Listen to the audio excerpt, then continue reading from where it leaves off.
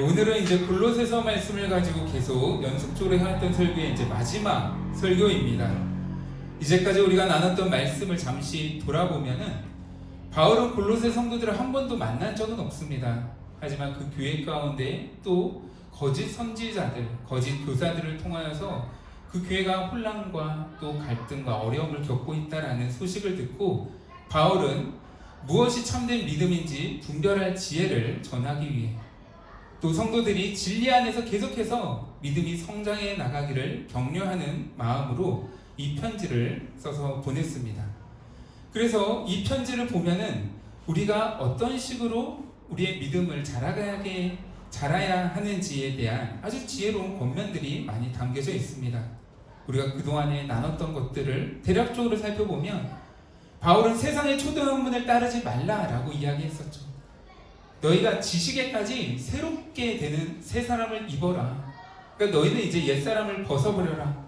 너희가 이제까지 알고 있었던 모든 지식들, 그것은 세상적인 지식이니 이제 너희는 새 사람이 되었다. 그리스도의 사람이 되었으니 이제 그리스도로 옷 입는 지식과 그리고 생활 방식을 해나가라 라는 권면을 했고요. 또 위의 것을 생각하라라는 권면도 있었죠. 여기서 말하는 위의 것이란 그냥 단순히 그냥 하나님 나라가 아니라 하나님 보좌 우편에 앉아 계신 예수 그리스도를 의미한다라고 했습니다. 그러니까 위의 것을 생각하라라는 말은 지금 우리의 눈에 보이지는 않지만 그리고 우리의 왕은 지금 저기 왕궁에 있는 로마 황제처럼 보여지지만 사실 진짜 우리를 통치하시고 다스리는 분은 하나님 보좌 우편에 앉아 계시는 예수님이시다. 위의 것을 생각해라. 보좌 우편에 앉아 계셔서 우리의 삶을 다스리시는 예수 그리스도를 생각하라. 그분의 통치를 따르라 라는 권면도 있었고요. 또 지난주에는 이제 모든 일을 주께 하라 라는 권면을 했었죠. 세상과 우리 그리스도인들은 다른 일을 하는 사람들이 아니죠. 세상 사람들이 하는 일과 우리 그리스도인들이 하는 일이 따로 있나요? 그렇지 않죠. 대부분 같은 일을 합니다. 그러니까 우리가 신자가 되었다라고 해서 내가 불신자에서 이제 성도로 변화되었다라고 해서 이전에 했던 모든 일들을 그냥 다 버리고 새로운 일을 하는 거 아닙니다. 그렇지만 바뀌지 않는 것이 하나도 없는 것은 아니죠. 우리는 같은 일을 해도 이제 변화된 동기와 목적을 따라 하게 됩니다. 모든 일을 주께 하듯 하라라는 말은 바로 그 말이죠. 너희가 이전에 했던 일, 이전에는 너희의 어떤 명예를 위해서 하지 않았냐? 아니 너희의 어떤 부를 축적하기 위해, 아니면 다른 사람들에게 잘 보이기 위해 그 일들을 하지 않았냐? 하지만 너희가 정말로 신자가 되었다면, 예수 그리스도의 사람이 되었다면은 이제 그 모든 일들은 주님을 위해서 하는 일로 변화되었다. 이제 너희의 마음의 동기를 주님을 위해, 또 그 목적을 온전히 주의 영광을 위해 이제 변화된 동기와 목적을 따라 그 일들을 해나가라 라는 권면을 했습니다. 이와 같이 여러 가지 실천적인 권면들이 골로새서 안에는 참으로 많이 담겨져 있는데요. 이제 우리가 읽은 본문의 구절은 이 편지의 마지막에 해당되는 부분입니다. 이제 사도 바울은 이 편지를 마무리하면서 다시 한번 성도들에게 강조하는 권면을 하고 있는데요. 그것을 우리가 이 시간에는 두 가지로 살펴보며 함께 은혜를 나누기 원합니다. 제가 본문 말씀 2절 말씀을 다시 한번 읽겠습니다. 기도를 계속하고 기도에 감사함으로 깨어 있으라. 아멘. 사도 바울은 이제 여러 가지 권면을 담긴 편지를 마무리하면서 마지막으로 한 번 더 강조합니다. 바울이 강조하고 있는 것은 다름 아닌 기도입니다.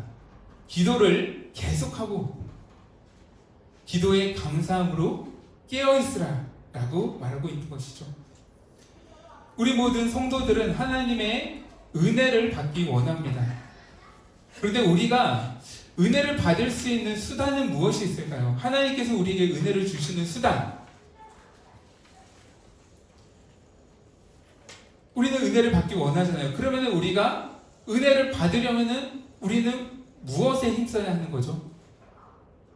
성경을 보면 우리에게 은혜를 주시는 방편이 세 가지로 나타나 있습니다. 혹시 세 가지가 무엇인지 정확하게 아시는 분 있나요? 하나님께서 우리에게 은혜를 주시는 세 가지 방편. 네, 이런 질문에 있어서 교리를 알면 굉장히 쉽고 명쾌해집니다. 교리는 성경 66권에 담겨져 있는 것들을 체계적으로 그리고 전체를 통합적으로 진리를 이렇게 문장으로 정리해 놓은 것이 교리라고 했는데요.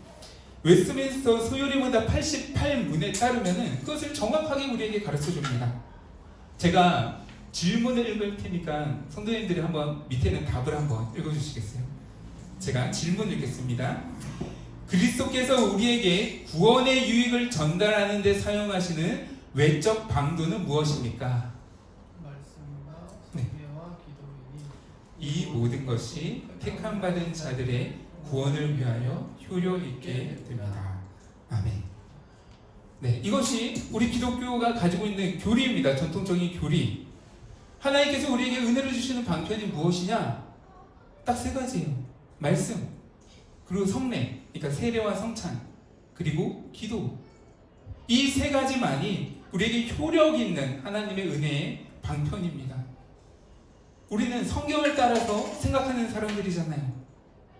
세상 사람들은 성경이 그게 무슨 하나님의 말씀이야, 그게 무슨 진리야, 그거 다 사람이 손으로 적은 거잖아, 역사 가운데 조금씩 달라졌을지 누가 알아? 라고 생각할지는 모르지만 우리 성도는 이 성경 안에 담겨져 있는 말씀이 하나님의 말씀이고 진리의 계시를 담은 그런 글들이라고 우리는 믿고 고백하죠.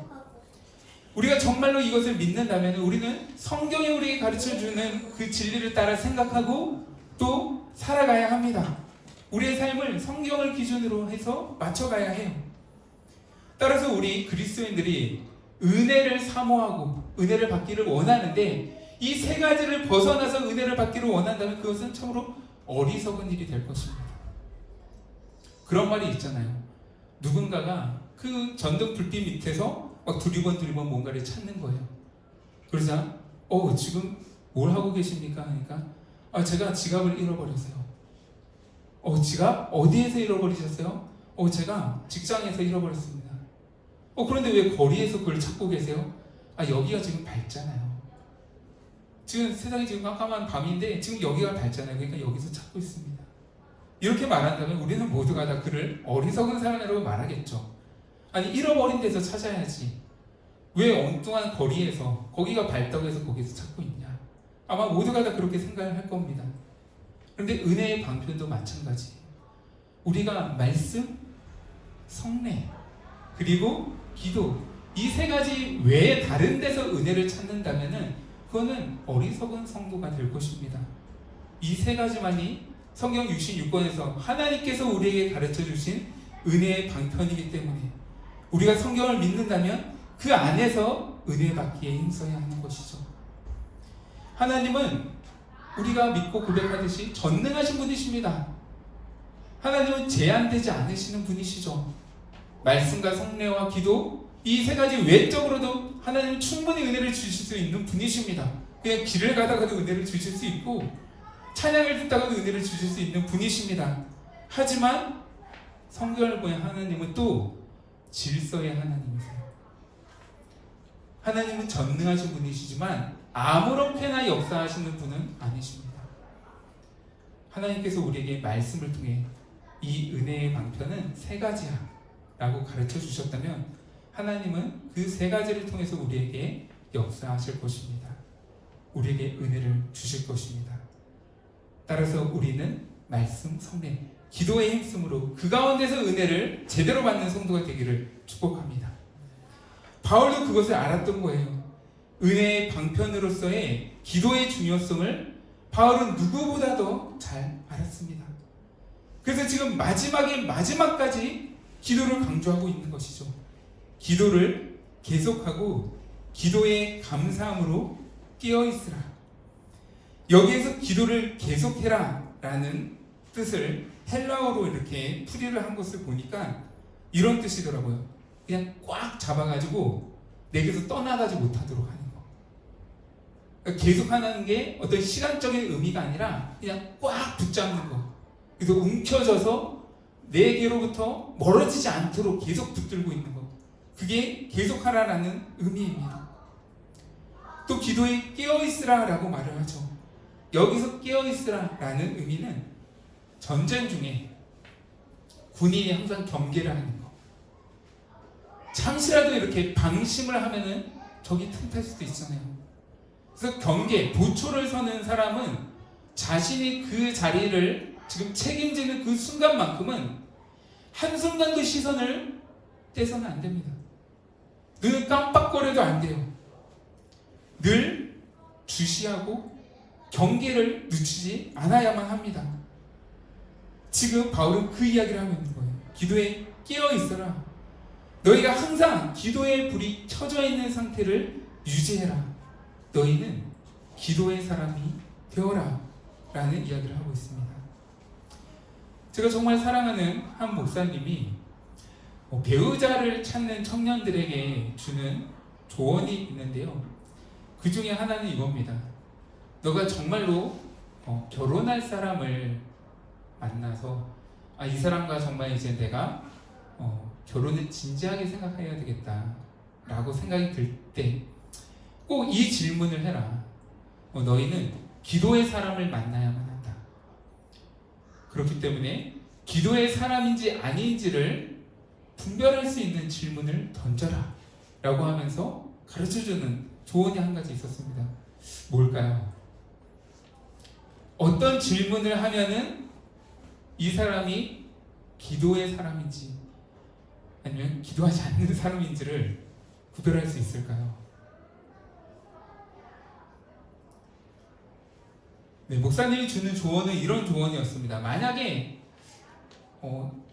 기도하시죠? 라고 물으면은 대부분 다 네, 기도하죠. 네, 기도 안 하는 성도도 있나요? 라고 대답을 할 거예요. 그렇기 때문에 목사님은 이렇게 질문하라 라고 조언을 해줍니다. 기도 시간이 몇 시이신가요? 형제님, 기도 시간이 몇 시인가요? 자매님, 기도 시간이 몇 시인가요? 라고 물으라는 거예요. 여기 안에 담겨져 있는 의미는 규칙적으로 기도 생활을 하지 않는 사람은 참된 기도의 사람이 아니라는 의미이죠. 무엇이든지 숙련이 되려면은 규칙적으로 하는 것이 아주 중요합니다. 세계적인 프로 운동선수들을 보면은 전부 다 자기만의 루틴이 있죠. 꼭 그걸 해야지만 모든 선수가 잘하는 건 아니지만 모든 프로 선수는 자기만의 어떤 루틴이 있습니다. 경기장에 딱 들어서기 전에 모든 정신과 또 신체 능력이 최상으로 이렇게 집중되기 위해서 반복적으로 훈련 가운데 습관적으로 해왔던 동작들이 모든 프로 운동선수들은 가지고 있습니다. 제가 손흥민의 루틴이 뭔가를 이렇게 찾아보니까 혹시 아시는 분 있나요? 요즘 손흥민이 너무 잘 나가고 있는데 손흥민이 가지고 있는 루틴은 뭘까? 그러니까 그게 되게 귀엽더라고요. 손흥민은 경기장에 들어설 때 반드시 한 발로 이렇게 깽깽으로 들어갑니다. 네. 전반전 들어갈 때도 이렇게 한 발로 들어가고 후반전 들어갈 때도 깽깽이 발로 딱 들어가요. 그래서 그게 한 번도 변하지 않아요. 모든 경기에 들어가는 장면에 그 장면이 꼭 나옵니다. 그거는 이제 손흥민이 자기 나름대로 가져온 어떤 루틴이겠죠. 자기가 경기에 완전히 몰입하고 집중하는 데 있어서 자신의 실력을 최상으로 끌어올리기 위해서 계속해서 습관적으로 가져왔던 동작일 겁니다. 근데 기도도 비슷한 부분이 있습니다. 기도 그냥 열심히 하면 되는 거지. 그냥 정해놓은 기도 시간만큼 그냥 채우면 되는 거지가 아니라 정말 기도의 은혜를 아는 사람, 기도의 그 맛을 알고 기도의 능력을 아는 사람은 반드시 규칙적으로 기도하게 되어 있습니다. 왜냐하면 시간을 이렇게 다르게 어떤 때는 아침에 했다가 어떤 때는 뭐 점심 먹고 했다가 어떤 때는 뭐 저녁 먹고 하고 밤에 먹고 이렇게 뭐 불규칙적으로 하면은 기도를 이렇게 몰입해서 들어가는 데까지 시간이 걸릴 수밖에 없습니다. 그런데 매일 정해진 시간에 매일 정해진 장소에서 기도를 하면은 깊은 기도로 들어가는 데 있어서 굉장히 빨리 도달할 수 있게 되거든요. 그래서 그것을 파악하기 위한 질문을 던지라는 거죠. 기도 시간이 몇 시신가요? 이거는 즉석에서 지어내기 힘든 그러한 질문이기 때문에 보네퍼는 이렇게 말했습니다. 우리가 부끄럽게 낭비한 시간, 이기지 못한 유혹들, 다른 사람과의 교제나 우리의 생각에서 나타나는 무질서와 방종은 종종 아침 기도의 소홀함에서 비롯됩니다. 우리가 낭비하게 되는 시간들이 있죠. 또 유혹 가운데서 내가 이거 또 넘어졌구나 생각하게 되는 순간들이 있죠. 그런데 그런 것들이 무엇으로부터 비롯되냐? 제가 존경하는 신학자 보네퍼는 이렇게 말합니다. 종종 아침 기도의 소홀함으로부터 비롯됩니다. 여기서의 방점은 아침은 아니라고 생각해요. 보네퍼가 강조하고 있는 것은 규칙적인 기도이죠. 너가 규칙적으로 기도하는 시간을 놓쳤을 때 이러한 영적인 문제가 너의 삶 가운데 찾아온다는 것을 경고해주는 문장입니다. 예전에도 제가 말했지만 좋은 신앙, 성숙한 신앙은 하나님 없이 홀로 서는 신앙이 아닙니다. 세상에서는 그렇죠. 누군가의 도움을 받다가 이제 나 혼자 할 수 있게 되었을 때 그것이 성장입니다. 그것이 더 노련해지는 거예요. 하지만 신앙은 절대로 그렇지 않습니다. 우리의 신앙은 이제 하나님, 저는 하나님 도움 필요 없습니다.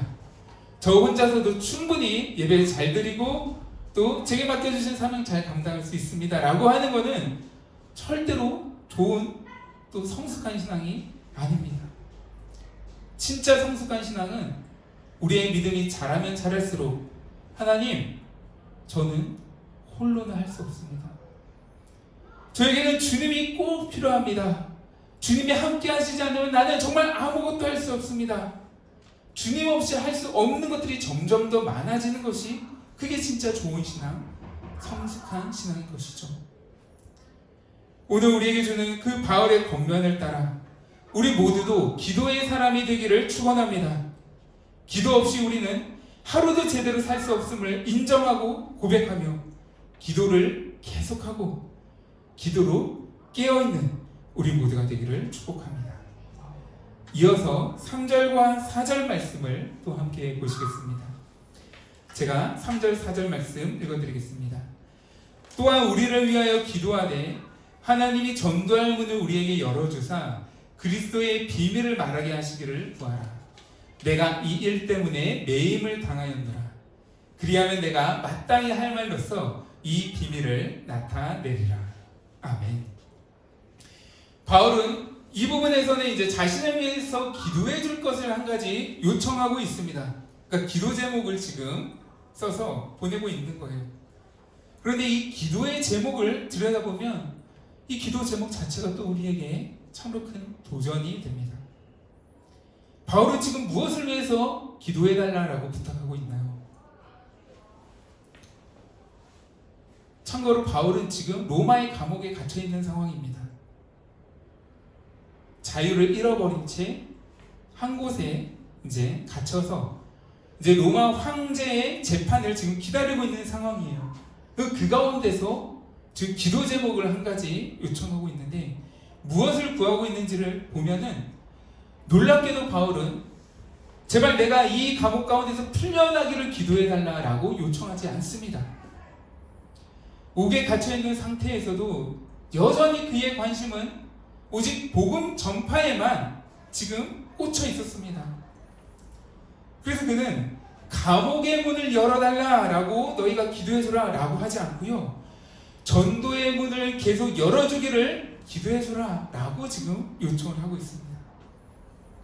감옥의 문이 아니라 내게 맡겨져 있는 그 사명, 미션, 그것은 복음 전파인데 이방인들에게 예수 그리스도의 그 복음을 땅끝까지 전하는 것인데 너희가 하나님께 전도의 문이 계속해서 열려지기를 나를 위해서 기도해줘라 라는 부탁을 하고 있는 것이죠.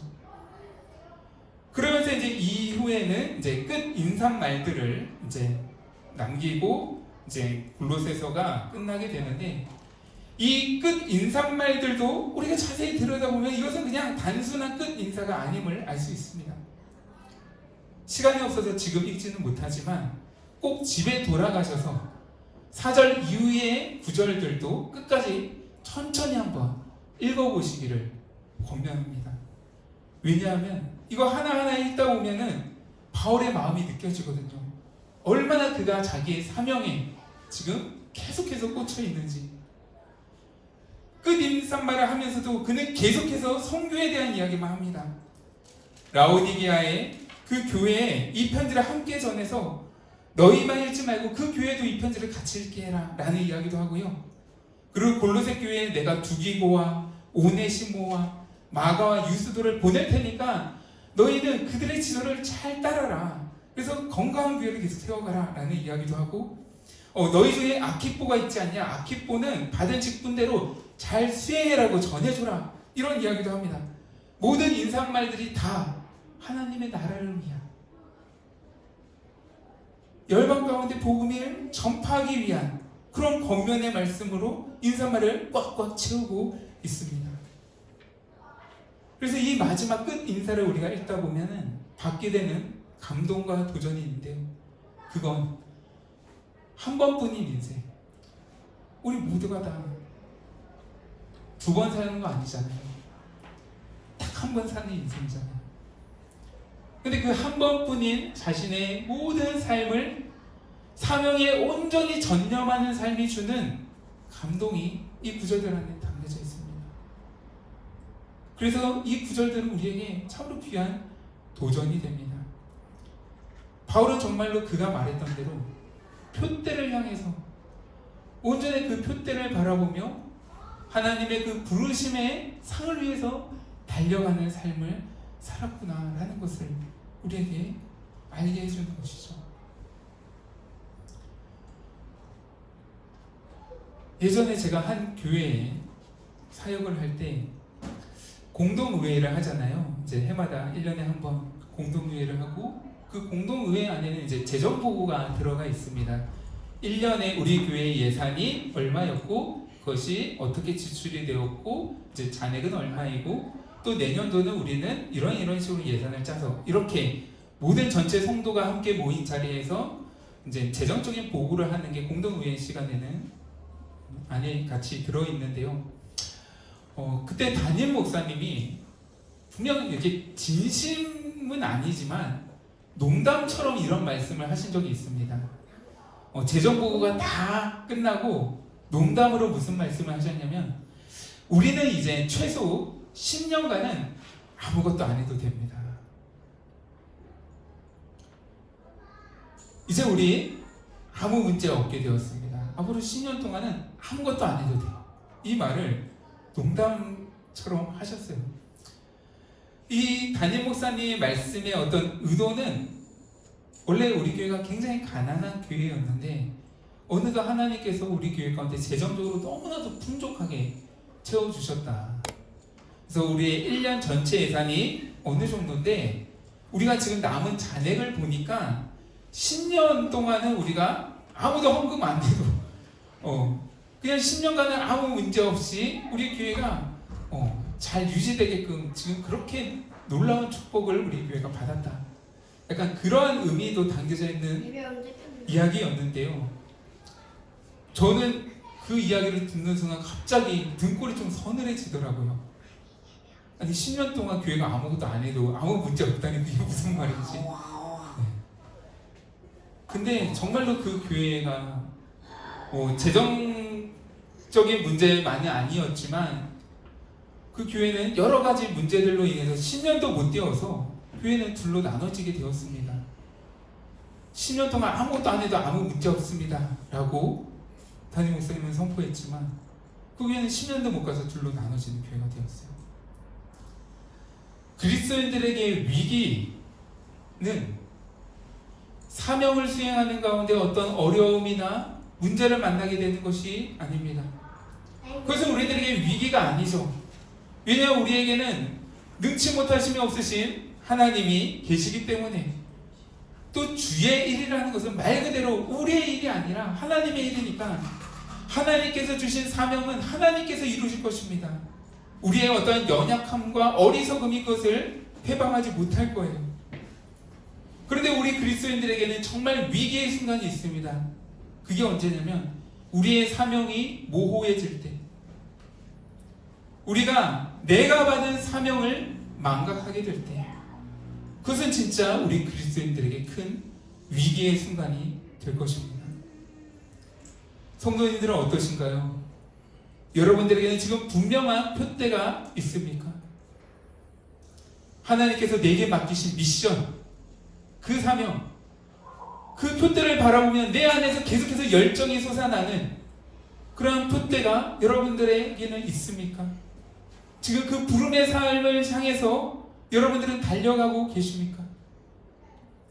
앞에 보면은 왼쪽에 있는 그림은 표대를 향해서 달려가는 거죠. 주변을 돌아보지 않고 전념할 수 있도록 표대가 딱 세워져 있으니까 그는 오직 한 길만을 바라보면서 달려갈 수 있습니다. 그런데 오른쪽의 그림은 얼룩말이 있어요. 얼룩말은 사실상 자연에 있다 보면 굉장히 눈에 잘 띕니다. 흰색, 검은색의 줄무늬가 있다 보니까 자연 속에서 얼룩말 한 마리가 있으면 너무 눈에 잘 띄죠. 근데 얼룩말들은 저 줄무늬 때문에 굉장히 안전하게 보호받는다라고 합니다. 그럼 어떻게 눈에 잘 띄는데 안전하게 보호받을까? 바로 사진 속의 그 모습 때문입니다. 사자와 같은 맹수는 언제나 그냥 잡히는 대로 사냥하는 것이 아니라 분명한 그 표적을 놓고 사냥을 시작한대요.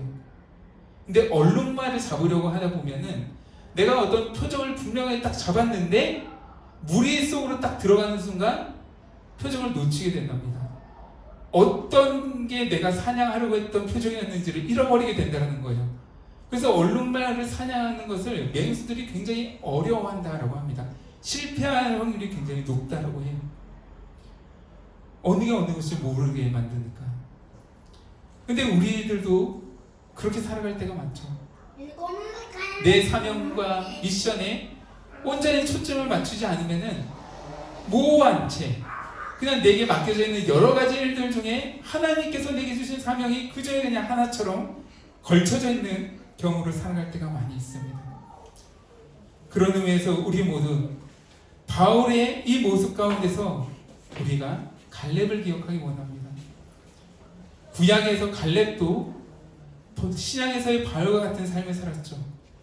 그는 헤브론 땅, 이스라엘 백성들이 헤브론 땅에 딱 도달했을 때 그 땅에는 아낙 자손, 거인들이 살고 있었습니다. 그래서 모든 지파의 군대가 그 헤브론 땅을 정복하는 것에 있어서는 굉장히 망설이고 있었습니다. 그때 85세의 노인이었던 갈렙은 여호수아 앞에 말하죠. 나에게는 하나님께서 주신 약속의 말씀이 있습니다. 이 산지를 지금 내게 주소서. 갈렙은 그렇게 선포하며 정복전쟁을 나갔고요. 그 결과 헤브론 땅을 정복하고 그 땅을 기업으로 얻게 되는 은혜를 누리게 되었습니다. 오늘 우리들도 이 산지를 내게 지금 주소서의 믿음이 살아날 수 있기를 축복합니다. 말씀을 정리하도록 하겠습니다. 어느덧 한 해가 이제 2달밖에 남지 않은 시점이 되었습니다. 2023년도 이제 11월, 12월 60일 정도를 남겨놓고 있는데요. 여러분들에게는 그 2달의 시간 동안에 꼭 이뤄야 할, 아니면 내가 열심을 내야 할 분명한 표대가 있으십니까? 잠시 분주한 삶 가운데 내가 세워뒀던 표대를 잃어버렸거나 잊고 있었다면 오늘 말씀의 은혜 가운데 다시 회복할 수 있기를 축복합니다. 그래야 다시 한번 하나님께서 내게 주신 미션, 그 사명을 붙들고 표대를 향하여서 부름의 상을 향하여서 집중하여 달려가는 고백교회와 주의 성도들이 모두 되기를 간절히 축원합니다. 이 시간에 함께 마지막에 불렀던 찬양 함께 부르시고 또 말씀의 은혜 생각하시면서 기도하는 시간 갖기 원합니다.